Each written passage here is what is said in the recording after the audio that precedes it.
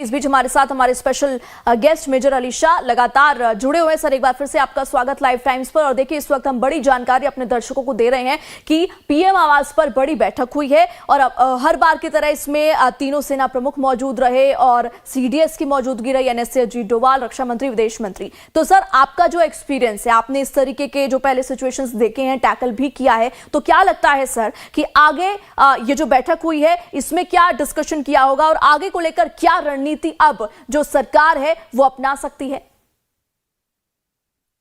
जहां तक मेरा ख्याल जाता है तो देश की सुरक्षा, पहली बात, पाकिस्तान अगर सीज फायर का उल्लंघन करता है तो कैसे जवाबी कार्रवाई, क्या नेक्स्ट स्टेप्स होंगे। अगर हम कोई आतंकी हमला जैसे कि बताया, it will be treated as an act of war. तो इस बात ये बहुत ही सही सटीक निर्णय लिया है। हम क्यों इंतजार करते रहे कि हमारे पे फिर से पहलगाम या पुलवामा या 26/11 या सितंबर उस टाइप का या दिसंबर 13, सितंबर 11 में अमेरिका में हुआ था हालांकि, लेकिन आतंकी घटना जो भी होती है हम क्यों इंतजार करें। तो और हमारी सेना कितनी प्रिपेयर्ड है फॉर एन इवेंचुअलिटी, जहां तक मैं देख पा रहा हूँ, जहां तक मैं सोच पा रहा हूँ। वैसे क्योंकि मैं अंदाजे से बता रहा हूं मैं, लेकिन यही सब चीजें होंगी मतलब। और हमारी सेना हमेशा 24 घंटे तैनात रहती है। एक फौजी कभी छुट्टी पे नहीं होता, 24 घंटे ड्यूटी पे ही होता है। भला ही वो अपने गांव जाए छुट्टी पे, वहां पर भी वो ड्यूटी पे ही होता है। तो मैं बल्कि सबसे पहले तो मैं, जी हाँ प्रीना जी, आपको और लाइफ टाइम्स को मैं कॉम्प्लीमेंट देता हूँ तहे दिल से। मुझे मालूम है ये बात, क्योंकि मैं भी आप लोगों के साथ जुड़ा हुआ था। पिछले कुछ चंद एक दिनों से आप लोग सोए नहीं हो ठीक से, आप लोग खाना नहीं खाया ठीक से। आपके गेस्ट कोऑर्डिनेटर, आपके एंकर, आपके कैमरामैन, आपके ड्राइवर, आपके हर कोई स्टाफ ओवर टाइम कर रहा है। तो मतलब यानी कि आप लोग भी किसी फौजी से कम नहीं हो। जिस तरीके का बखूबी काम कर रहे हो आप, तो इस मीटिंग में हालांकि और देश की सेवा हर कोई कर रहा है।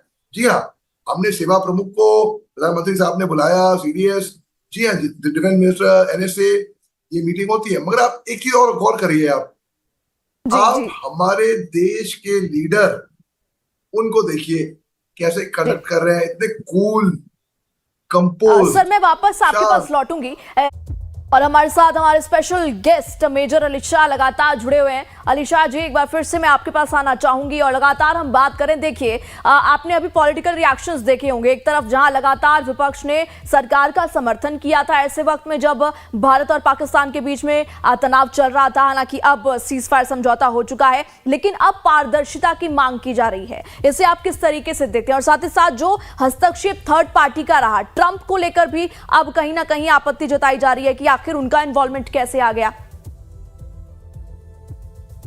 बड़ा अच्छा सवाल किया आपने प्रीना जी। मैं आपको ले चलता हूं सन 2001 में। सन 2001 में पूरी दुनिया जानती है कि 11 सितंबर 2001 में अलकायदा, उसामा बिन लादेन ने एक बहुत ही कायराना, गंदा, घटिया हमला किया था अमेरिका पे। पेंटागन, ट्विन टावर, भारी नुकसान पहुंचाया था अमेरिका को। अमेरिका ने लॉन्च किया वॉर अगेंस्ट टेररिज्म। अमेरिका ने अपने सैनिक फूट ऑन ग्राउंड भेज दिए, लीबिया में, इराक में, अफगानिस्तान में, पाकिस्तान में नहीं भेजे मगर। और वो तलाश में रहे उसामा बिन लादेन के करीब 10 साल। 10 साल के बाद उसामा बिन लादेन पाया गया पाकिस्तान के अंदर। आतंकवाद क्या नाम है उसका, क्या था, कौन सा, क्या नाम रखा है हम लोगों ने उसका, तो वहां पे आतंकिस्तान में। उसके बाद फिर इन्होंने सदाम हुसैन को मार दिया इराक के अंदर, लीबिया के अंदर तहस मचा दी, अफगानिस्तान के अंदर तहस मचा दी।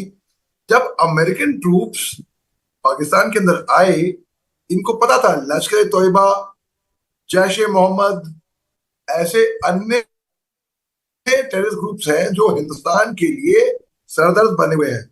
वो आतंकवादी थे, वो टेरर आउटफिट थे। इन्होंने लॉन्च किया था वॉर अगेंस्ट टेरर। अमेरिका ने केवल उसामा बिन लादेन को उठाया, ले गए, मारने के बाद दफना दिया पानी के नीचे। अगर अमेरिका चाहता तो बाकी टेरर आउटफिट्स को भी बर्बाद कर सकता था। क्यों? इसलिए क्योंकि उनको अफेक्टेड एलईटी, लश्कर तोयबा, जैश ए मोहम्मद से वो अफेक्टेड नहीं हो रहे थे, वो केवल हमारे को अफेक्टेड हो रहे थे। तो अमेरिका ने जब हमारा साथ उस टाइम पे नहीं दिया, अमेरिका ने बल्कि अभी 2 दिन पहले तो लोन दे दिया पाकिस्तान को।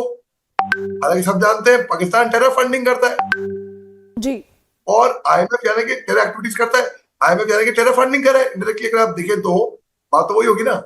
डीएलए ने भी बोला है, बलूचिस्तान लिबरेशन आर्मी ने बोला ये बस आतंकी है वर्दी में। तो यानी कि अब जब अमेरिका ने हमारा साथ नहीं दिया है उसमें कहने के लिए हाँ हम तुम्हारे साथ में है, लोन भी दे रहे हो आप, ये क्या है कि खाने पीने के लाले पड़े हुए हैं इनके पास, पहनने को खाना नहीं है, पहने को कपड़े नहीं है, हमने लोन इसलिए पास किया है।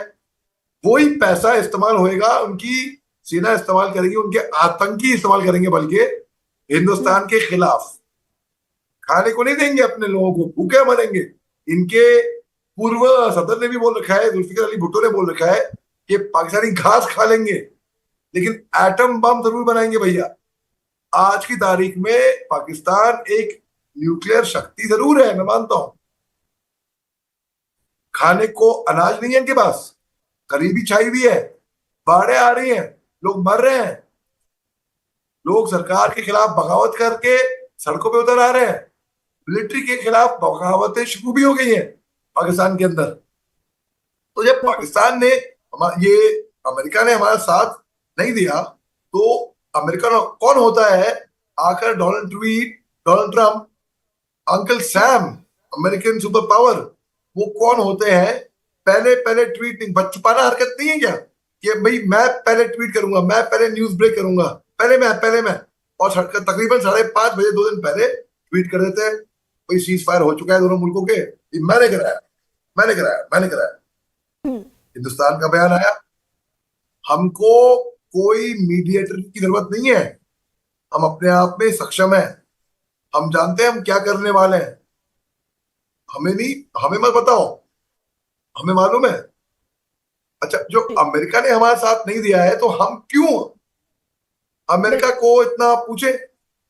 कोविड के टाइम पे भी जब अमेरिका ने हिंदुस्तान के ऊपर सैंक्शन लगाए थे कोविड वैक्सीन के, रॉ मटेरियल्स के, जिस दिन हमने 1 मिलियन वैक्सीनेशन एक दिन में एडमिनिस्टर करे, उसी दिन महज इसको इत्तेफाक बोले कुछ भी बोले, अमेरिका ने वो सैंक्शंस खोले। आज की तारीख में हम क्वाड के अहम हिस्सा है। क्वाड यानी कि अमेरिका, ऑस्ट्रेलिया, जापान और इंडिया क्योंकि स्ट्रेटेजिक पार्टनर है, पड़ोसी है चीन के साथ जी। तो अमेरिका को हिंदुस्तान की ज्यादा जरूरत है। तो अमेरिका को चाहिए था कि भाई भलाई चलो ठीक है, अगर मदद नहीं करनी हमारी, ठीक है, वो भी हमें कबूल है, आप हमें दुश्मन की मदद कर रहे हो। तुर्की, तो मेजर अली शाह जी, ये तो साफ है कि ये बात अमेरिका को शायद समझ नहीं आई, वो क्रेडिट लेने की होड़ में लग गया। इन तमाम जानकारियों को हमारे दर्शकों तक पहुंचाने के लिए आपका बहुत बहुत शुक्रिया सर।